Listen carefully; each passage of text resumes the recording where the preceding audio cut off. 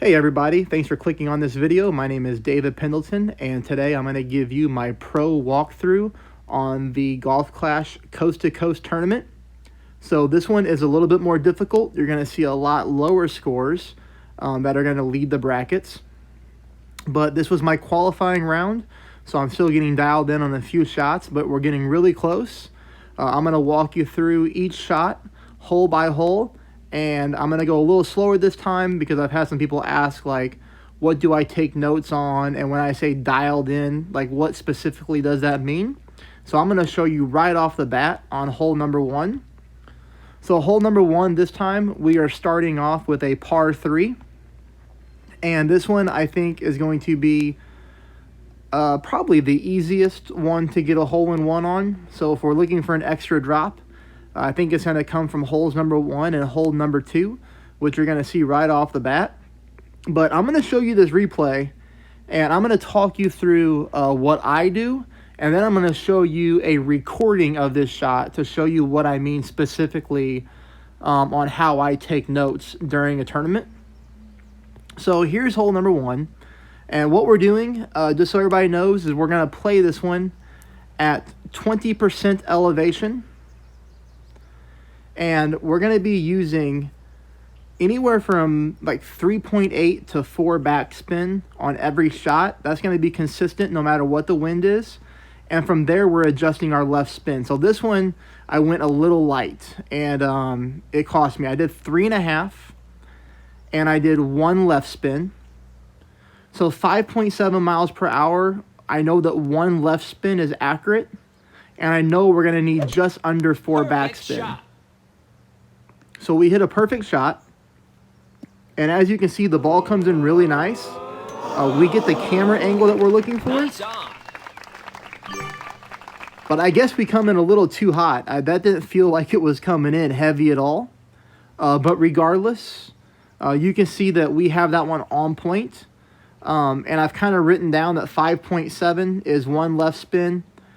And I think, like, I've seen wind up to 7.4, so it's going to be less left spin because we're getting such a heavy push. I think we're going to be like right around a quarter bar of left spin. So like that's kind of what I write down each time. But more specifically, let's hop back into this hole. So here's the first thing I look for is my landing position. So this is where I am aiming every time, guys. So I have my blue ring right there on the sand line. Okay, that's where I'm going to aim every time. But I'm also looking for my second landmark, which is this white ring with a little bit of space between the rough line and the fairway there. So that's the first thing I do when I start to dial in a shot in a tournament on a par 3. I look for the same landing spot every time. So from there, I don't care what my ball guideline looks for. I'm going to dial in the hole-in-one by using spin only on my ball. So we'll let this play a little bit longer. And because I've tried this hole a couple times on different accounts, I knew that somewhere between 3.5 and 4 backspin is what we're going to need every time. I just left this one a little short on accident. All right. So again, if I kind of take a look at this, right? So I put my spin on, but take a look at the ball guideline. The ball guideline is really nowhere close to the hole. I don't worry about that because I've already tested the shot yesterday during qualifying on a couple accounts. So I knew that the ball guideline didn't matter. It's all about the spin. So I go landing spot, then I do spin, and now I'm adjusting at 20% elevation at medium distance of my sniper. Now, of course, none of this matters if you don't hit perfect, but we did hit perfect. We got the good camera angle and everything, and we bounced out just a little too hot. So that's what I look for, guys, on most of my shots. So when you hear me talk about orange ring at the rough line or whatever, that's what I mean. So on that one, it's blue ring at the sand and the white ring almost at the rough line with a little bit of space in between. And from there, it's all about the spin. Okay, so enough of that. We'll hop into hole number 2. If you want to win the tournament, I think you got to drop hole number 2. I'm playing this one much different than anybody else. So, you know, on Tour 6 and Tour 2, like from back in the day when I played those tours, I always played on the right-hand side, and everyone else always played on the left-hand side. Well, if you hit a perfect drive, the left-hand side, it's a further shot to the pin than it is from the right-hand side. So I'm going to show you how I'm playing this hole, and I would encourage you to go this way as well. So we're automatically, we're going to use a navigator on this one. So full top, full left. So that's like about 2.5 bars of left curl, of left side spin, I mean. 10% elevation when you adjust. You know, just a little bit of overpower, like, you know, a fourth of the ball into that white target at the bottom. And you can see there we get a really good bounce. No fear of hitting the trees. And look how close to the pin we are. I mean, we're right there. So I do not agree with going left on this hole. Now, this is a harder drive, so I won't lie about that. It's a harder drive. If you hit the ball too hard, you can clip the tree branches and get knocked into the rough or the sand, or sometimes knocked back onto the fairway. But I do think this is the easiest one to get, the easiest way to get the eagle on. So you can see here, now we're able to line up very short distance with our wedge.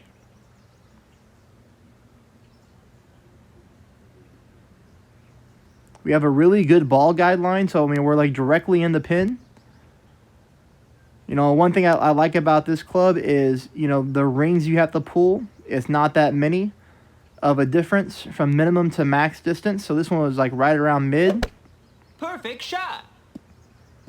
We hit a perfect shot. Eagle. And we're able to get that drop. So like I said, if you're going to win the tournament, you need to drop this hole.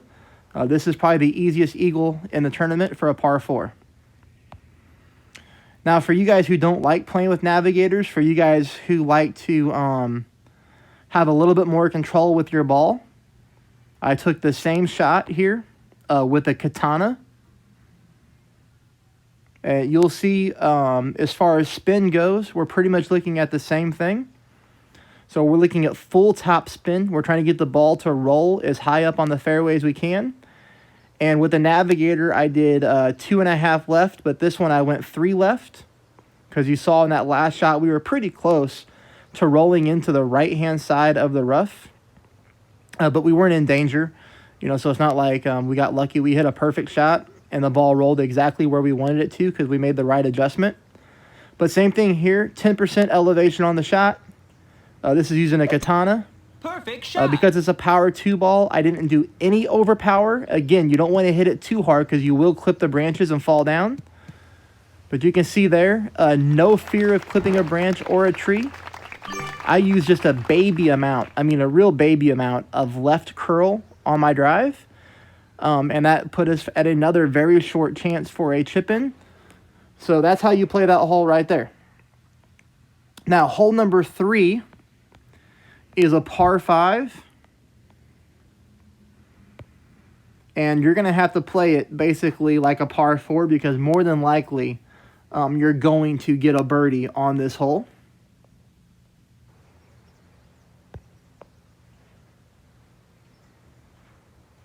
So we don't need to waste, you know, anything other than a navigator on this hole. In fact, we're going to use a navigator, or I'm going to be using a navigator on holes 1, 2, and 3 of this tournament, which is very uncommon for pro level. But here's what I'm doing. Blue ring. See the blue ring at the rough line? And not that it matters on this hole. I mean, you can just line up and hit it right down the middle of the fairway. But I just do this to be very consistent. Perfect shot. So blue ring on the left-hand side of the fairway, touching the rough. 3 top spin, no overpower, just basically laying up on this one, okay? Shot number 2 is laying up again. Now, I will tell you, shot number 2, you can go 2 ways. You can go 4 to 5 backspin, and you can lay up on the left-hand side here by that rough. If you do that, it gives you a rough bump opportunity for an eagle, which is the most consistent way to get the eagle on this hole. It is a technical shot, though, and if you mess up, you can definitely hit sand. So that's why I'm going this way. I'm going to go this way until the final round. Once the final round hits, I will be going for the rough bump shot.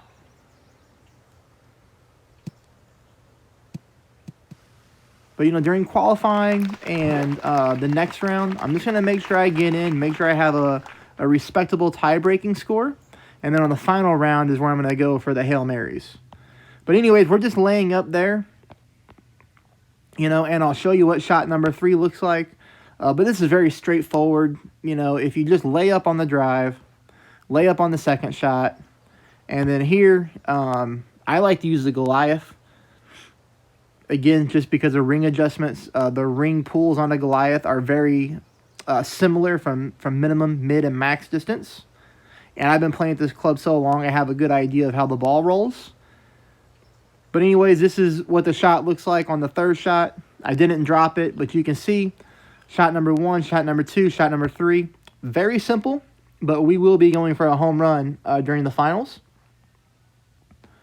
All right, moving on to hole number 4.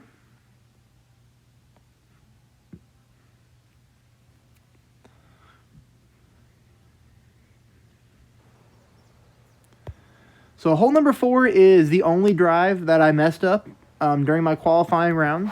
And it was the only time that I practiced this shot that I actually hit the rough. But we're going to use a katana ball. And the drive is 10%. I'm going like 3 bars top, 3 bar right. And the biggest thing to know is 10% elevation.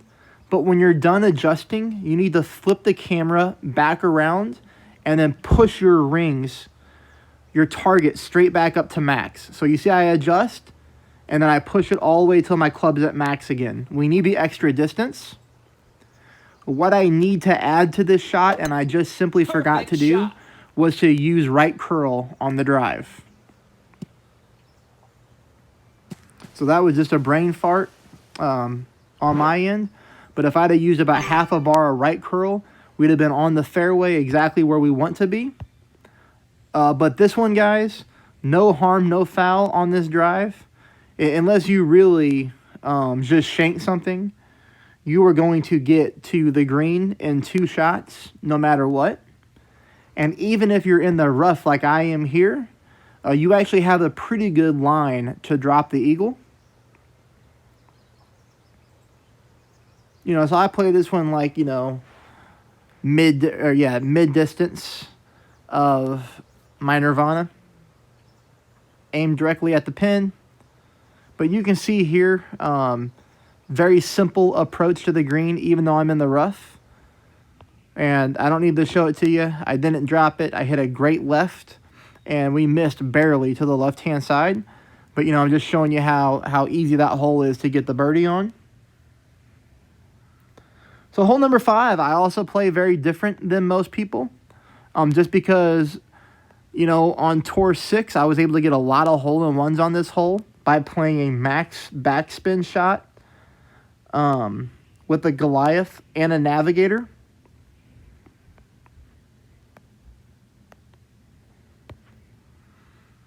So this one's pretty specific, too, on what I'm doing in this wind that the tournament is giving us.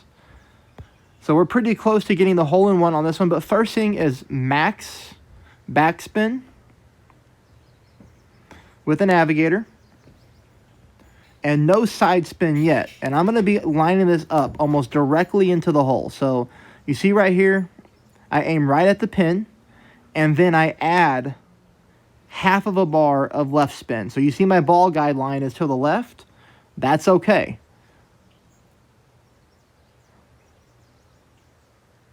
I adjust at medium distance of my Goliath. Big shot.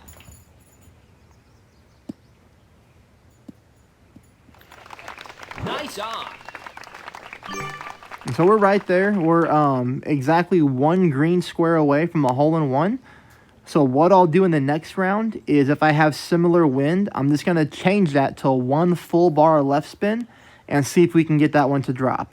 But that's how I'm playing it. I know you can play it with a bounce from the left-hand side and try to roll into the cup. I've personally never been good at that shot. I've been good at playing it the way that I play it right there. Hole number 6 is a par 5. But it's definitely our best chance at the Albatross.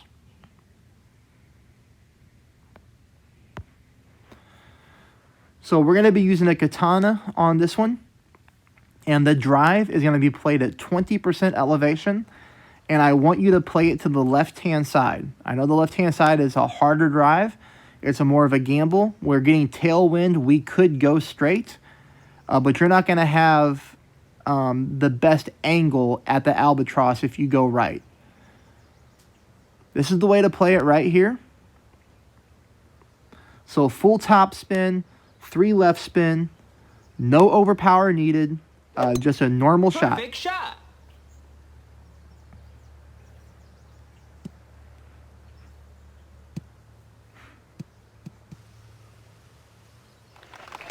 So we get a really good roll.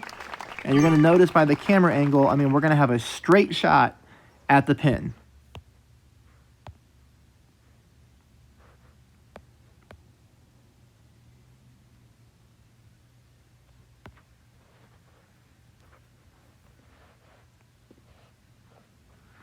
This one we're going to play no elevation.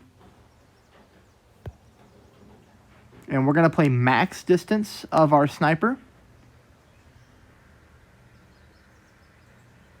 And we're going to use some backspin since we're getting some headwind here. I'm sorry, some tailwind.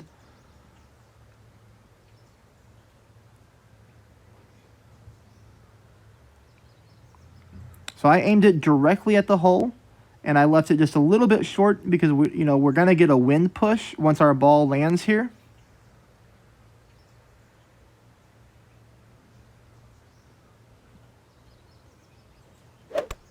Perfect shot. We hit another perfect shot. So hitting perfect is great because it allows us to know exactly where we went wrong, and then we can readjust from there. So on this one, next time I'm probably going to aim on the left-hand side of the hole instead of directly at the cup, and that should get us a lot closer and hopefully get that drop for the Albatross. Hole number 7 is the first hole that we're really doing a bag change on. Because hole number 7, we're going to be using our quarterback combined with a kingmaker. And we're going to be going for a rough bump on this. This is going to be mid-distance of your quarterback. Now, I've missed right every time I've played, and this is no exception. I've missed right again. So I started playing this one with 15% elevation. I actually played it with no elevation this time, hoping that if I didn't pull as far right on the rings that I would get closer. I did get closer, but unfortunately it's still nowhere close to the hole-in-one. So I might mix this up next round and play the left-hand side rough bump, because I'm still pretty far off on this hole. I mean, it's going to be a gimme birdie every single time, but I'd really like to try to figure out, what a hole-in-one looks like on this hole. But that's how I'm playing it now. I'm going to play it from the right-hand side, or sorry, from the left-hand side in the next round. And if I get closer, if I get the drop, then I'll update this guide with the new guide and let you guys know how that goes. All right. So now we're going to go into hole number 8. And hole number 8, we're going to be playing with a power slice. So I've got 2 of those to show you, just to show you that it is consistent. So this is the one that I did yesterday when I intentionally didn't qualify on purpose. It's just kind of a practice round.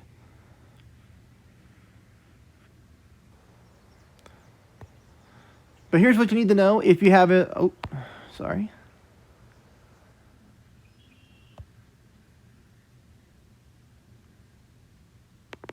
And let me find it here real quick. This should be it. No, that's not it.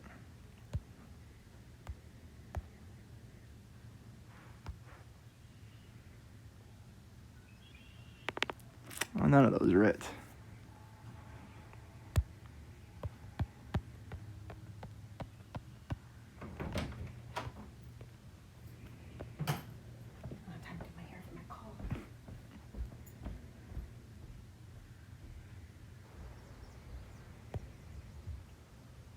All right, thanks for being patient there. So here it is. All right, so what we're doing here is this is with an Extra Mile 8, okay? So I'm stretching this until my yellow ring is on that second, see that darker patch of rough? We're gonna walk through this one again.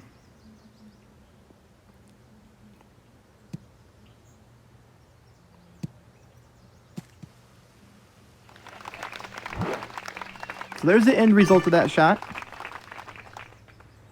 And you'll see, you know, that it is consistent because I have it twice. But what I want you to pay attention to is when I stretch my club, I want you to pay attention to where the yellow ring is. So there's like 3 different rough colors on this hole. You have light color rough, medium darkness rough, and then really dark rough. I'm playing in the middle patch of the rough, all right, so the second color, and I'm stretching out until my yellow ring is touching the edge of that second color rough, all right? That's with an Extra Mile 8. If you have an Extra Mile 7, you need to move it over to the left, maybe about 1 to 1.5 rings, all right? So Extra Mile 8 is going to be second patch of dark rough with your yellow ring touching the edge of the rough line. So look for that when I line up. Extra Mile 7, move it over about a ring or ring and a half to the left. So see, there's sand in the rough, then the second color rough, then the third color rough. So we're going second color rough with the yellow part of the left ring touching the left edge of the rough. And then, of course, from there, it's all the way down, all the way over to the left, and you're releasing at a full hook on the left-hand side. So bounce, bounce, bounce over that junk. We'll land on the fairway, all right? So there's one. That's the best way to get the most distance on this hole, because you're going to see here on this one that even if you hit rough, you still have no problem getting the birdie on this hole, and there's going to be a lot of people who screw up this drive and get a par. So this is going to be another hole where you get the advantage of. So what I tried to do on this one is I did less topspin than the last shot. So I went full left spin minus 1 bar, okay? But same thing, second patch of rough, yellow ring touching the left rough line, all the way down, all the way over to the left, yellow arrow, or the arrow being released, fully hooked to the left. So, you know, bounce again, and this time we rolled barely into the rough. No big deal. Very simple to get to the green and 2 from there. But what am I going to do moving forward? Moving forward, I'm going to do less topspin. So I'm going to go absolutely full left spin with the Kingmaker, and then as much top spin as possible. But I'm going to make sure that I get full left spin. But here is shot number 2. Shot number 2, you can see he's going to be playing with the Nirvana. Plenty of club to get there. So using a little top spin, because I'm not going to gamble with an overpower shot there. I'm just going to gamble, or I'm not going to gamble at all. I'm going to play a very safe shot. Bounce from the fairway to green. All right? So this, in my opinion, is going to be the easiest way to get yourself lined Perfect up shot. for the birdie opportunity. But if you land on the fairway, you're going to have a really good chance to drop the eagle. Nice on. And that would be a huge advantage on this hole. Well, you can see there's 2 different power shots. And that's how I'm playing this one from here on out. All right, guys. Last hole. So last hole, you can play with a couple different clubs. You can play with an APOC, or you can play with an extra mile. And I do recommend that your second shot is to be played with a big dog.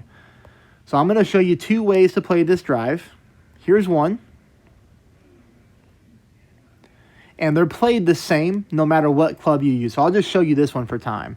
But anyways, you're going to go full top spin, full right spin. And this is the easiest way to play this hole. And just make sure you pick up the eagle. So full top spin, full right spin, 20% elevation on the drive. No overpower needed, just a normal shot. So you're going to make it very simple on yourself.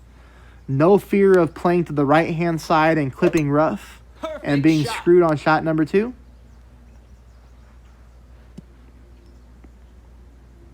But this shot is the exact same whether you're using an APOC or an extra mile. I did it yesterday with the APOC to see if it gained me any advantage. It didn't. I pretty much ended up around the same zone. Now here's shot number 2. Shot number 2 is a little bit more specific to make sure you land on the green and you don't go too far. So you're going to start off, like I said, with your big dog. And you're going to use 4 backspin and a couple bars of left spin. Because we're going to use a lot of overpower just to make sure we get there. So I went full back, 2 left. Stretched it out just to make sure I'm landing on the green, no problem. Adjusted 0% elevation.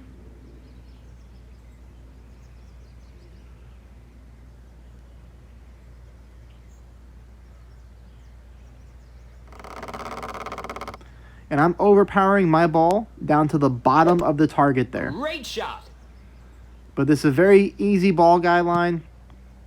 A very simple needle speed. And you can see the backspin's good. So we're going to try to apply a little bit more left spin or aim more left. But I'm really just playing this one for the eagle. I'm not playing this one for the albatross. I'm just taking it safe. All right, so there is my beginning guide to the pro tournament walkthrough. So I feel very comfortable with, hole 1. We just missed the hole in 1. I say I was robbed on it. Hole number 2, you saw the eagle. I think we got a good path here to start to dial in the next few rounds. Please subscribe if you found this helpful. Thank you.